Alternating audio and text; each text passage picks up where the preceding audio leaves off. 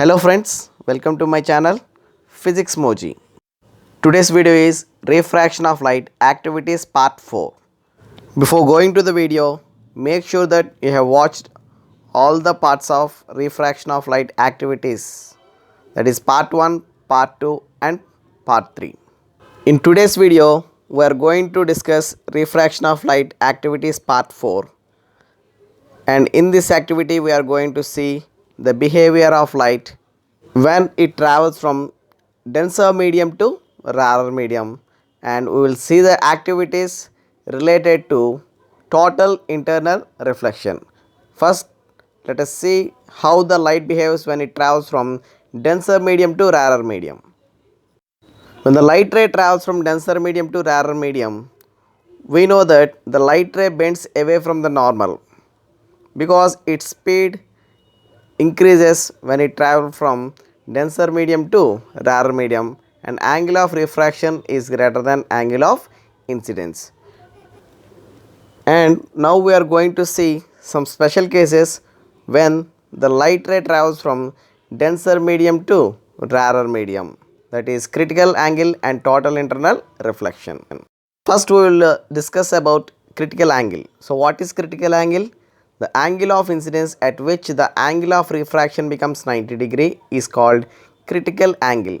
So here we can observe that when the light ray is traveling from denser to rarer medium at a certain angle of incidence, the angle of refraction has become 90 degree. So here if you observe, the angle of refraction is 90 degree. So at that instant the angle of incidence is called critical angle. Now let us see what happens when the angle of incidence is greater than the critical angle.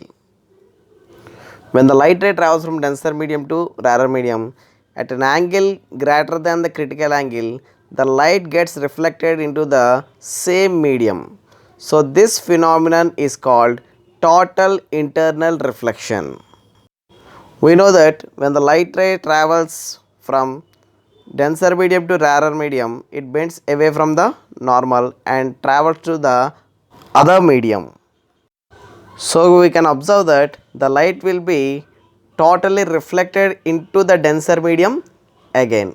We will see from a picture. If you observe the picture, the first light is incident along the normal, there will be no deviation. The second light ray is incident at an angle of theta 1. If you observe that the light ray bends away from the normal at an angle of theta 2.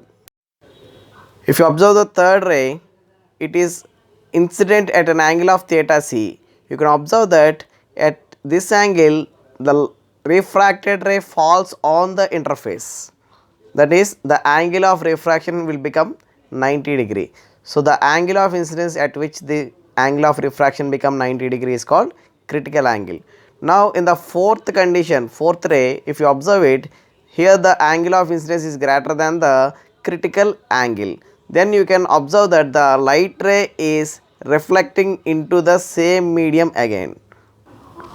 We can observe this in the following activities. So let us see 3 activities related to this topic. We will start our discussion with activity 1. In this activity, we are taking the same arrangement which we have already used in Snell's law activity.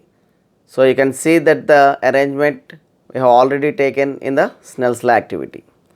For this activity, we require a semicircular glass slab, a laser light, and the arrangement as shown.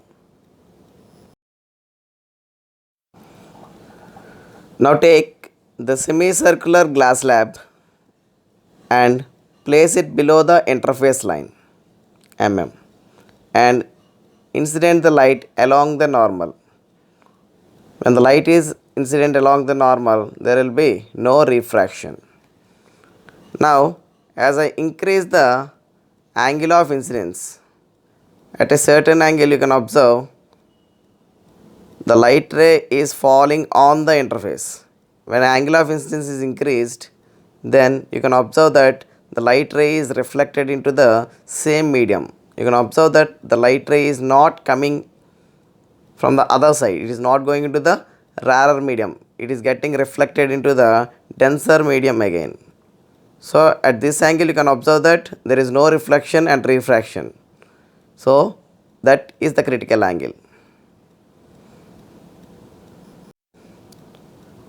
So now you can observe that the reflection of light into the same medium. So as there is no refraction. So this is the total internal reflection. Now let us move on to the second activity. In this activity we can see we have taken a glass, a coin and a glass of water. I am placing the glass on the coin. I am placing the glass on the coin. Now I am able to see the coin. Now I am slowly pouring a glass of water, some water in the glass. Now are you able to see the coin? Yes. Now I am pouring some more water. Now we can view the coin at a certain angle.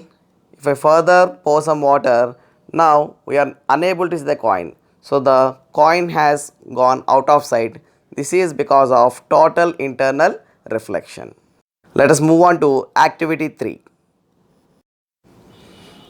In this activity, I have taken a coin and a glass. And I have placed the coin in the glass. So I am able to see the coin through the glass from the side of the glass. Now I am pouring some water in the glass. Now if you observe, there is the image formed on the surface of the water. This is also due to total internal reflection. Okay friends, we have observed what is critical angle and what is total internal reflection from the activities which we have discussed above. I hope you are clear how the total internal reflection takes place when the light ray travels from denser medium to rarer medium. Thank you friends for watching this video. Hope this video is helpful for you, and make sure that you have watched all the remaining parts, that is part 1, part 2 and part 3 along with part 4. So I am sharing the links in the description for the remaining parts. If you like our videos, please do like, share and subscribe to our channel. Thank you.